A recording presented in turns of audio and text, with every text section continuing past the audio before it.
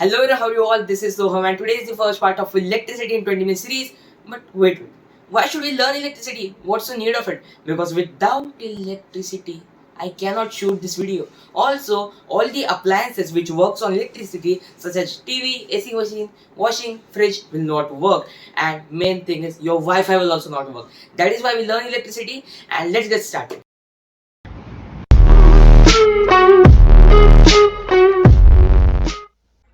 Hello, what's up, guys? Now we are gonna get started with the chapter. Let's first have a look at what all we are gonna study. Okay, so electric charge, potential difference, current, Ohm's law, resistance, resistivity, factors of anything, 8 series and parallel. These all concepts. But let me tell you that this sounds too confusing, too big, and too dangerous concepts. For some, no, these all concepts are really easy, and I am also gonna explain you it in a way that you are all also get these concepts in a really easy and quick way. Okay. So the first concept is electric charge. What is an electric charge? Now I know that you know what is an electric charge, but now you will say that no, so I don't know. But wait, just I'm gonna show you this animation. Just wait for some minutes. Just first recall about term one. So in our term one chemistry, we have studied about metals and non-metals, and in that chapter we have studied about formation of an ionic bond. So formation of an ionic bond. Let us take an easy example. NaCl. This Na is positive, Cl is negative. How? Because the Na lost some electrons and the chlorine gained some electrons. And you all know that loss of electrons, loss of negative charge, it means greater positive charge, right? So loss of electrons becomes positive, gain of electrons becomes negative. So the sodium being a metal lost electrons and the chlorine being a non-metal gained that electron. They got positive and negative charge. Unlike charges, attraction. So now they got charges, but what happened? Like why do they attracted? So we have to study here property of charge. Okay, so see, this was sodium. This was our sodium. Now it got positive. It got positive. This was our chlorine. It got negative charge. We all know that it lost some electrons. That's why positive. Chlorine gained some electrons. That's why negative. This is not T. Okay, this is not T. Okay, let me draw it for you. Some may feel that it is T. No, negative. Okay. So now this is sodium atom and it has become cation. Okay, positive atom. So now around it there are some fields. Around it there are some fields, and these fields are called as electric fields. I'm gonna tell you what is that, but let's just focus here. These are called electric fields. So in these electric fields, if I kept for example, a positive and negative both charges, so being positive, it will repel positive and it will attract negative. If I will draw same fields around chlorine, and if I kept it positive and negative, it will attack positive and repel negative. Easy. But why it did that? Because we all know that unlike charges attract, like charges repel. So what is the electric field you want to ask me? See, it is school A. Okay, it is school A, and it is school B. It is school A and school B, and here is principal 1 and here is principal 2. So principal 1 is principal of school A, principal 2 is principal of school B. Now, just tell me, can this principal 1 go to another school, go to school B and use his powers? Can it dominate and go there? No, right? Because its power, its principal only for that school. It cannot use its power outside the school. It is not principal outside the school, it is principal only inside that school. Okay, I got that. So, in the same way, can CM of that particular state go outside state and use his power at CM? No, right? It is CM of only that state. Its area of influence. He can influence, she can influence people only in that particular state. In the same way, the atom, okay, atoms, for example, this is a sodium atom. It has lost one electron, it is positive now. So, around it, there are some electric fields. And in this electric field, in this area, if I kept some charges, maybe positive, negative, positive, it will repel all the positive, it will attract all the negative. If I kept a charge here, it will not do it anything because it is outside its electric field, it is outside its area of influence. So you got to know what is a charge. Charge is a property of matter. See, it is positive, so around it there are some fields, and in that field it is attracting and repelling other charges. So it is a property, it is feature of charge, it is attribute of charge. You should relate to any word you want. Feature, property, attribute, all are the same things. So it is a property of matter to attract or repel another material when kept in an electric or magnetic field. Got it? Crystal clear. See, now some of you might ask me, charges electron or charges proton or charges ion. So ion is not iron, okay, not that one. Ion is charged atom, charged atom. So see that. A charge could be anything. It could be positive atom, negative atom, proton, electron, or any charged material. But when I'm talking about conductors, when I'm talking about these wires, conductors, and in this chapter 10th grade, when I say charge, I only mean free electrons in so much quantities. I only mean free electron. Okay, so charges could be anything. It could be ion, it could be proton, it could be electron. But right now, in this session, I only mean electrons. In this whole chapter, I only mean electrons. Okay. So you might ask that I just said free electrons. Now, how does this electron get free? Now, if you have studied periodic classification of elements, then you already know. If not, I'm going to tell you right now. See, generally, metals atom are bigger in size, and generally, non-metals atom are smaller in size. Generally, okay. So now, if they are smaller in size, so this nucleus present here can easily attract all the electrons present in the valence shell, present in the last shell. It can easily attract. So it does not lose electrons easily. It does not lose electrons easily. Whereas inside a metal atom, it is so damn big that that protons present inside the nucleus, which are attracting these electrons, cannot attract or cannot strongly attract electrons present in the valence shell. Electrons present in the valence shell, because these are so far away that this electron is not experiencing so great amounts of force from these positively charged protons. And that is why if I give an external push, external kinetic energy, this electron may come out of the atom and become free. And these free electrons, when flow inside a conductor, that is called as electric current. I'm going to tell you in detail also. You understood, right? So I assume that this concept is now clear to you. If still not, then you can put down in the comment box. I will surely try to reply you. Okay. So now let's proceed further. As you can see, that electrons can come out from the atom and they become free. So now, this is all you have to write inside in the board paper. Electric charge is the basic physical property of the matter that causes it to experience a force when kept in an electric or magnetic field. Do not fear from this statement because I have already explained to you the concept, so you will surely get this. It is denoted by Q. There is one formula. Again, I'm going to explain. So, I told you charge. I told you what is charge. But for example, this is a pen. This is a pen. Now, if I have to find total charge on it. So, charge on one electron, you have to remember, charge on one electron is this much. Charge on one electron is this much. And if I have to find total charge inside this pen, what am I going to do? Easily, the total number of electrons present inside the pen multiply by this. So is it right? For example, you are getting one apple for 10 rupees, or you will get 10 apple for 100 rupees. You got just multiplied 10 into 10, right? The same way, number of electrons into this charge on one electron is equal to total charge inside any body, any material, any matter. So Q is equal to any, N stands for number of electrons, E stands for electron, this one electron charge. SI unit is coulomb. We measure charges in coulomb, and this coulomb is we can say a great, like, big property, a big quantity. Sorry, it is a big quantity because one coulomb.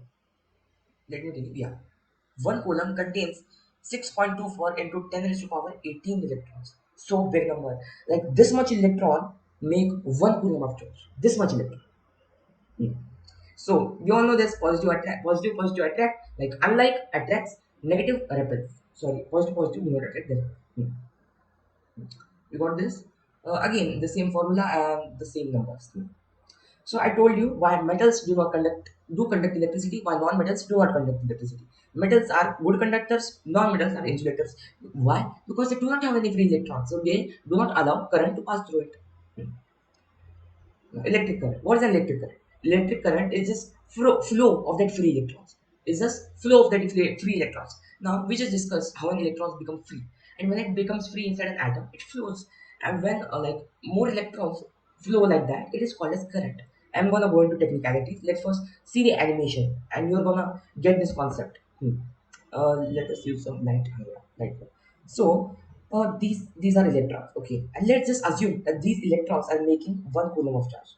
These electrons are making one coulomb of charge, and I took a cross section of this conductor, of this metal wire. I took a cross section, this much cross section from this to this, and I observed that in 1 second, from here to here, one coulomb of electron were passing from here to here in just 1 second. So I got to know that rate of flow of charges, in what rate the charges are flowing. So per second, 1 coulomb of charges are flowing. Per second, 1 coulomb of charges are flowing. So current here is 1 coulomb per 1 second. Electric current is just a rate of flow of charges, like how much magnitude of charges are flowing and in what speed they are flowing. More the speed, more the magnitude, more the current. What is current? Electrons, free electrons or charges in motion. What it was electric current? Now, this 1 coulomb per second, okay, this coulomb per second, C by S, let me write it here, C by S is also called as amperes, is also called as amperes. So rather than saying 1 coulomb per second current is here, let's just say 1 ampere current is here. Let's just say 1 ampere current is here. So what is 1 ampere? 1 ampere current means when 1 coulomb of charges, when 1 coulomb of charges passes through any cross section of a conductor in 1 second. Damn easy, right? Let's move on now. SI unit is again ammeter. Device used to measure current is ammeter. Ampere, ammeter. Direction of current. What is direction? Now you might say that electrons are present here. Electrons are present here. They get repelled from the battery because negative and negative. So get repelled here and positive. They get attracted from here. So direction is from negative to positive terminal. I will say you are practically right. I will say you are practically right, but not theoretically right because direction of current is from positive terminal from negative terminal. Now you will ask how? Because when the electricity was discovered at that time, it was not discovered that the electrons flow. It was discovered that something flows, and they assume that something is a positive charge. So if you assume that it is positive charge, so obviously that it will get repelled from here and get attracted from here. So they assume that the direction of current is from positive terminal to negative terminal. But actually, the direction of current is from negative terminal to what? To positive terminal. Now you will ask, then what to write in both? I will say you should write direction of conventional current, and you have to follow only this. Okay, direction of conventional current is from positive terminal to negative terminal. Always follow this. If they ask what is the direction of flow of electrons, it is from negative terminal to positive terminal. So you can say that flow of electrons, okay, direction in which electrons are flowing, opposite to that direction, the current is flowing. The current is flowing. See, current is flow of electrons only, but the directions are only opposite. Why opposite? I told you the reason. So what is Christian here? So if both ask, you have to write direction of conventional current is from positive terminal to negative terminal. Now what is potential difference? Potential difference is very easy concept, at the same time confusing. So please pay your attention here. Now here is an conductor. Here is an conductor. Okay. Now here are free electrons. Here are free electrons. Some free electrons present here. And for current flow, for electricity, for we to get electricity, electrons should always flow in one direction. They should always flow either in this direction, either in this direction, but only one direction. But is it not possible that they are moving in opposite direction or a random direction? I would say yes, that only happens because without a battery, electrons move randomly. Some goes here, some goes here, some goes up, some goes down. They're moving randomly. There is no discipline at all. They're moving randomly. But for current, we need a flow of electrons in one direction. So now let's just think what we can do. We can do one thing. You might tell me that from one direction, okay, from this, we can push them from here, we can attract them, so they will move only in one direction. I will say you are absolutely right. I will say you are absolutely right because, and this is what battery does. This is what battery does. If I connect a battery here, hmm, I connect the battery here, and let us assume that this is a positive terminal, this is negative terminal. So obviously, electrons are also present in this connecting wire, right? So all the electrons present here will get repelled from here, and all the electrons present here. So what we created here, we created a difference in potential. I will explain you what is potential, but we created a difference. What difference? Okay, let me tell you. Let me zoom it a little bit. Yeah. For yeah, this negative terminal, okay, if this is negative terminal and this is positive terminal, it simply means that here are electrons present in axis, here are electrons present in axis, and here are only few electrons present, and there is a difference, right? Here are more electrons, less electrons, and our nature always try to get equilibrium. So that is why here are more electrons, here are less electrons, so it flows from more to less, from more to less. So now what in technicalities, what is potential difference? Now, yeah, let me zoom out a little bit and tell it to you. So now we got to know that battery pushes electron from one side, attracts electron from one side. But now you will again mean that how the battery is able to send electrons from here to here, because we can see that terminal is positive. The terminal present here is positive and the terminal present here is negative. So if electron reaches here, it will attract to positive, but it will not tend by itself to go towards negative. But if this does not happen, if electrons move from here to here, but they stay here and do not come here again, we will not get current because we want a complete circuit, like a complete flow. What does this have? We want a complete flow. In order to get that, what does battery have to do? Battery has to give external push to electrons, right? Because electron does not want to go here. Electron does not want to go here again because it is getting repelled from a positive and it is getting attracted towards positive. But we do not want electron to stay there. We want a complete circuit current flow, right? That is why battery itself does the work. It pushes it. Go dear electron. It pushes it from electron from positive terminal to negative terminal, and this work done. It is pushing. It is doing some work. So this work done on charges, this work done on charges, like here electron is charged, so when I push electron from here to here, it is applying some work done, and that work done changes with the charge. That work done changes with the charge. If I say that lift a 5 kg dumbbell, and at the same time if I say lift a 20 kg dumbbell, you might easily lift 5 kg wala dumbbell, but the 20 kg dumbbell you might not lift it, or you might get so tired after lifting it because you have to do different work there, because one is more heavy, one is more light, so you have to do different work done. In the same way, if amount of charge is higher, for example, if I say okay, very easy example, you and your friend, this is you and this is your friend. This is the point A. You both have to reach here. You are carrying 2 coulomb of charge, your friend is carrying 5 coulomb of charge, and you reached here by doing 10 joules of work. Work done is carrying work is measured in joules. So you did 10 joules of work done and reached here. And your friend called you and asked you, hey buddy, just tell me the work done, how much amount of work done I have to do to reach to you. So you say you have to do 10 joules of work done. But in 10 joules of work done, he does not reach his levels. Why? Because simple logic. 2 coulomb of charge, 5 coulomb of charge. Charges are different as weight is different. So work done changes in the same way. Charges are different. So work done also changes. More the charge, more the work done. Less the charge, less the work done. Now you will ask me, then how to tell how much amount of work done he has to do? So I will tell you that just divide it by charge. Just divide it by charge. 10 coulomb, 10 joules per 2 coulomb. You will get work done on one charge. You will get 5 joules per coulomb. You will get 5 joules per coulomb. What does this represent? This represent work done you have to do on 1 coulomb of charge. So now if you tell you, hey friend, you have to do 5 joules of work on 1 coulomb. He is having 5 coulomb. So 5 into 5, you have to do 25 joules of work. Now he is happy. He'll say, "Hey, thanks, buddy. Thanks for telling me I have to do 25 years of work." Now you will become smart then, right? So now we want to know that we cannot just simply tell the work done. We have to tell work done by on unit charge. Work done on unit charge, and this work done on unit charge is also called as potential. This work done on unit charge is also called as potential. So 5 joules per 1 coulomb is 5 volts. What is 5 volts? 5 volts is nothing. 5 volts is 5 joules of work done on 1 coulomb of charge. See, so simple. So the work done, we got to know why we divide it by charge. So simply, for example, 1 coulomb of charge came here and battery did 9 joules of work. Battery did 9 joules of work done to shift here electron from here to here. It means battery has a potential difference of 9 joules per coulomb, which is also called as 9 volts. What is potential difference? Work done to move a charge from point A to point B. What is potential difference? Potential difference, if these are 2 points, so work done, let us call this point A and point B. So work done to move a unit positive charge from point A to point B. How much amount of work done you did? And you can also say that difference of potential between 2 points. Difference of potential. If this point is at a potential of 50 volts, this point has a potential of 30 volts. What is difference of potential? It is 20 volts.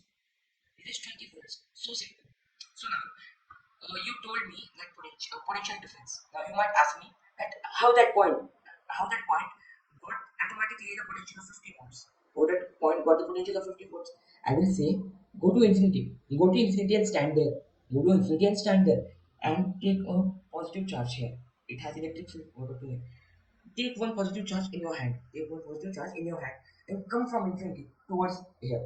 So while you come, when you reach here, you will experience a repulsive force because positive. Then also you are coming, and you stop here. So you did some work, right? You pushed it. Or let's assume that you did 50 joules of work on 1 coulomb charge. It means at this point, if you have to reach, at this point, if you have to reach, you have to do 50 joules of work on 1 coulomb charge. So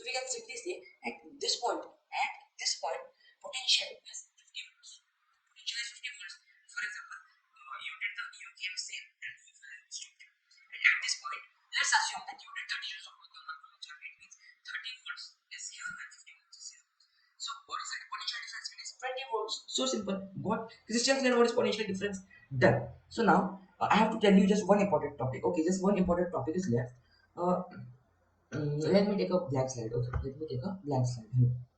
So see, potential difference is work done to move a charge from point A to point B. It is true. But this work done, for example, this was point A and this was point B. This was point B. And for example, let's assume that it was 1 coulomb here and I did some work and made it richer. Let's assume I did 9 joules of work, make it richer from 1 to 1. So we all know that work done stores as potential energy in it. So this 1 coulomb charge, when reached at this point, it is having 9 joules of potential energy in it. You just have to remember it. We do not have to go deep inside it in energy, in potential energy, but you just remember that whatever amount of work that I did stores as a potential energy. So now just let us do some important points about potential difference, like all the definitions and all those things. So easy, right? So easy. What is electric potential? It is defined as work done on a per unit charge to move it from infinity to a point. We got to know electric potential is a scalar quantity. Remember this. SI unit of electric potential is volts. You got to know. Also, potential difference is difference of potential between any 2 points or work done to move a charge from point A to point B. Device used to measure voltage is voltmeter. For example, this is point A. This is point A. This is point B. I have to measure potential difference. I have to measure potential difference in these both the points. This is point A. This is point B. What's the potential difference? So the device used to measure this is known as voltmeter. Electric potential is also again SI units of it is volts. Define 1 volt. Okay, without seeing this definition, define 1 volt because it is so simple. Electric potential is said to be 1 volt if 1 joule of work done is needed or required in order to move a 1 coulomb of charge from infinity to that point. So simple. Yeah. So guys, we have completed the 3 topics, which is electric charge, electric current, and the potential difference. So thank you so much for watching, and do not forget to share this video, like to the video, and subscribe to the channel. Stay safe, stay watching, keep watching. Ta-da.